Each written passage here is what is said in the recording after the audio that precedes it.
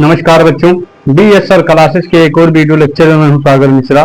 बच्चों, इस वीडियो के माध्यम से आज हम क्लास 12 फिजिक्स के चैप्टर नंबर 4 गतिमान आवेश एवं चुंबकत्व के एक और महत्वपूर्ण टॉपिक का डेरिवेशन जो है करने वाले हैं बच्चों। आज हम ठीक है, आज का जो हमारा डेरिवेशन है बच्चों, चल कुंडली गैल्वेनोमीटर। ठीक है, तो चलिए सबसे पहले बहुत ही सिंपल वे में हम इसका डायग्राम समझ लेते हैं बच्चों कि क्या होता है। इसमें क्या होता है बच्चों कि दो जो होते हैं नॉर्थ और साउथ जो होते हैं, दो चुंबक के बीच में एक कुंडली बनाई जाती है। जो कुंडली होती है बच्चों नर्म लोहे के कोर से बनी होती है। ठीक है, और एक समान चुंबकीय क्षेत्र में जो होता है रखा होता है। हमें पता है बच्चों कि जो चुंबकीय क्षेत्र की मतलब जो रेखाएं होती है बच्चों, क्या होती है कि नॉर्थ से निकलकर वो साउथ की तरफ जाती है। ठीक है, चुंबकीय क्षेत्र की जो रेखाएं होती है वो किससे कहाँ जाती है बच्चों, नॉर्थ से निकलती है और साउथ की तरफ जाती है। ये कोई संकेतक है और ये पैमाना है जिसकी मदद से हम लोग क्या करते हैं कि धारा को मापते हैं। ठीक है, तो ये क्या है बच्चों, अस्थायी चुंबकीय क्षेत्र है। ठीक है, अस्थायी चुंबक आप इसे मान सकते हैं। तो चलिए, जो लिखने वाली चीज थी इसमें ज्यादातर मतलब बच्चों आज लिखा ही हमने है। ठीक है, तो इसे देख लेते हैं कि चल कुंडली होती क्या है। इसी को चल कुंडली गैल्वेनोमीटर आप बोल सकते हैं, या इसी को आप चल कुंडली धारा मापी बोल सकते हैं। ठीक है, धारा मापी को ही गैल्वेनोमीटर कहा जाता है। क्लियर है।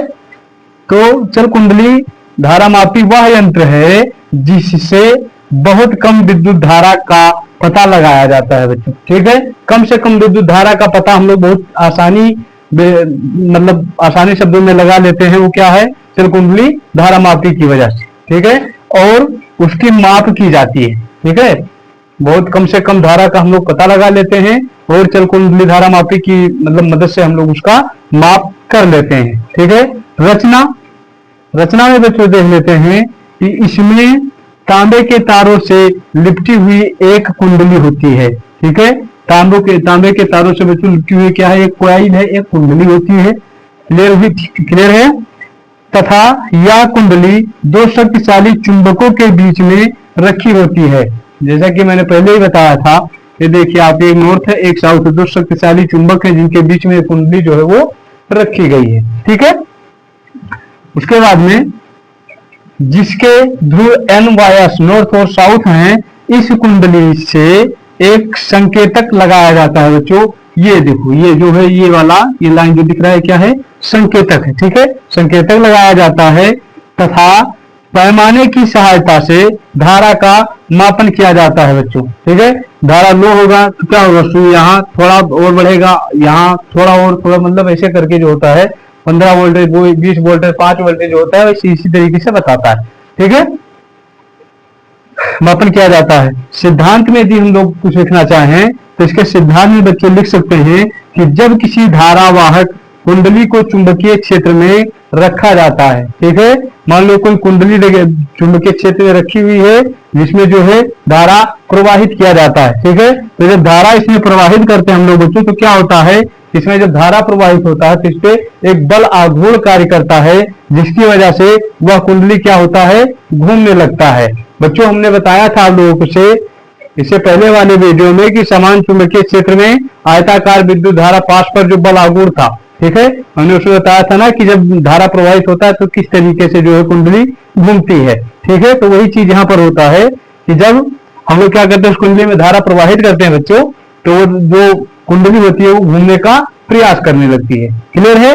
और बल आघूर्ण का बच्चों जो सूत्र होता है, जो फार्मूला होता है वो क्या होता है, टाउ बराबर NV साइन ए।